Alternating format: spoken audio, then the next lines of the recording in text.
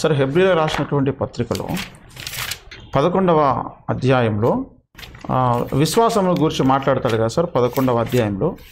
తర్వాత కొరింథీయులకు రాసినటువంటి పత్రికలో కూడా ప్రేమను గూర్చి మాట్లాడుతూ ఈ విశ్వాసం అనేది ఎల్లప్పుడూ ఉంటుంది అని అంటాడు. 13లో లాస్ట్ వచనం 13వ వచనం 13 కాగా విశ్వాసము, నిరీక్షణ, ప్రేమ ఈ మూడును నిలుచును, వీటిలో శ్రేష్టమైనది ప్రేమయే అన్నాడు.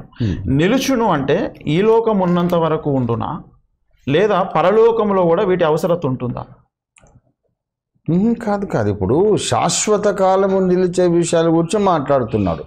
8వ వచనంలో 1 కొరింథీ ప్రేమ శాశ్వత కాలం ఉండును, ప్రవచనములైన నిరతకములు కనుక శాశ్వత కాలం ఉండే వాటిని గురించి మాట్లాడుతున్నాడు. ఏమంటాడంటే విశ్వాసము, నిరీక్షణ, ఈ ప్రేమ మూడును నిలుచును, వీటిలో శ్రేష్టమైనది ప్రేమయే అని అంటాడు. గనక ఇప్పుడు నిరీక్షణ అనేది నిరీక్షించబడినది మన కళ్ళ ముందుకు వచ్చినాక నిరీక్షణ అవసరం లేదంటాడు. అవును. రోమాపత్రిక 8:25లో 8:24 నుంచి కూడా చూడండి. 24 ఏలయనగా మనము నిరీక్షణ కలిగిన వారమై రక్షింపబడితిమి. నిరీక్షింపబడున్నది కనబడున్నప్పుడు నిరీక్షణతో పని ఉండదు. కనుక నిరీక్షణ అనేది మనము ఎదురు చూస్తున్న విషయాలన్నీ మన ముందుకు వచ్చినాక ఇక మనము దాని కొరకు ఎదురు చూడం కదా. అవును. ఒక రైల్వే స్టేషన్లో ట్రైన్ కొరకు ఎదురు చూస్తున్నాము, ట్రైన్ వచ్చి నిలబడ్డాక మళ్ళీ ఇంకెదురు చూడడానికి ఎక్కేస్తాం. అలాగే నిరీక్షించబడుతున్నటువంటి ఆ మహిమలన్నీ మన సొంతం అయిపోయినప్పుడు నిరీక్షణ దాంతో పని ఉండదు. కానీ ఆ నిరీక్షించగలిగేటటువంటి మెంటల్ ఫెక్యులిటీ అనేది మాత్రం మనకు ఉండిపోతుంది. ఓకే. అంటే ఇంకేదన్నా దేవుడు ఎప్పటికైనా చేస్తాను అంటే దాని కొరకు ఆశగా ఎదురు చూసేటటువంటి ఆ మానసిక లక్షణము, శక్తి, విల్లింగ్ టు ట్రస్ట్ గాడ్, దేవుని నమ్మడం, ఏదైనా చేస్తానంటే చేస్తాడు, ఎదురు చూడడం, ఆ శక్తి మనకు ఉండిపోతుంది. ఆ శక్తి ఎక్కడికి పోదు. ఆ తర్వాత ఇది విశ్వాసం అంటాడు. దేవుని నమ్మడం అనేది, దేవుని నమ్మడం మనకు నిత్యత్వంలో కూడా ఎందుకు అవసరం అవుతుందంటే ఇప్పటి కాలంలో జరిగిన అన్యాయాలు, అక్రమాలు, మనకు తగిలిన గాయాలు అన్నిటిని గురించి మనం నిత్యత్వంలో దేవుణ్ణి ప్రశ్నించే అవకాశం ఉంటుంది. దేవుడు మనకు సమాధానం చెప్తాడు.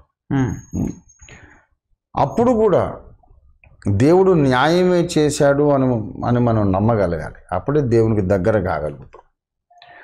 కనుక ఈ దేవుణ్ణి నమ్మగలగడం అనే శక్తి, దేవుడు ఇంకా నా కొరకు ఏదన్నా చేస్తానంటే దాని కొరకు ఎదురు చూడగలిగిన శక్తి, ఈ శక్తులు మనకు ఉంటాయి. ఒక కేపబిలిటీస్గా ఉంటాయి. Ability to trust, ability to believe, ability to wait for something god promise, అవన్నీ ఎబిలిటీస్ ఉంటాయి మనకు. కానీ ప్రేమ ఉన్నది చూశారు. ఈ ప్రేమ అనేది శ్రేష్టమైన అంటాడు. ఇది శాశ్వత కాలం ఉండును. దేవునికి మనకు ఉండేటటువంటి మెయిన్ రిలేషన్షిప్ ఏంటంటే ఆయన్ని మనం ప్రేమిస్తున్నాము, ఆయన మనల్ని ప్రేమిస్తున్నాడు.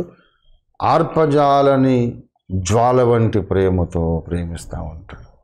ఆ ప్రేమలో ఉండే మాధుర్యాన్ని అనుభవిస్తూ మనం నిత్యత్వం అంతా గడిపేస్తాం. యాక్చువల్గా యాక్టివిటీ మాత్రం ప్రేమ, మిగిలిన రెండు కేపబిలిటీసే. దేవుని నమ్మగలిగే ఎబిలిటీ, నిరీక్షించగలిగే ఎబిలిటీ ఉంటుంది. కానీ యాక్టివ్గా ఉండేటటువంటిది మాత్రం ప్రేమ. మనం దేవుణ్ణి ప్రేమిస్తాం, ఆయన మనల్ని ప్రేమిస్తాడు. దేవుని చేత ప్రేమించబడ్డ వాళ్ళందరినీ మనం ప్రేమిస్తాం.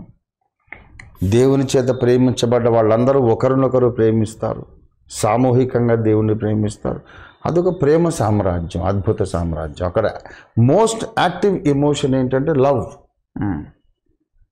ఎబిలిటీ టు లవ్ కాదు, యాక్చువల్లీ లవింగ్ అనేది ఉంటుంది అన్నమాట.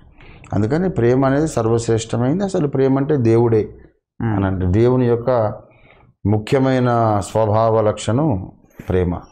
Sir okay sir, okay, thank you so much sir.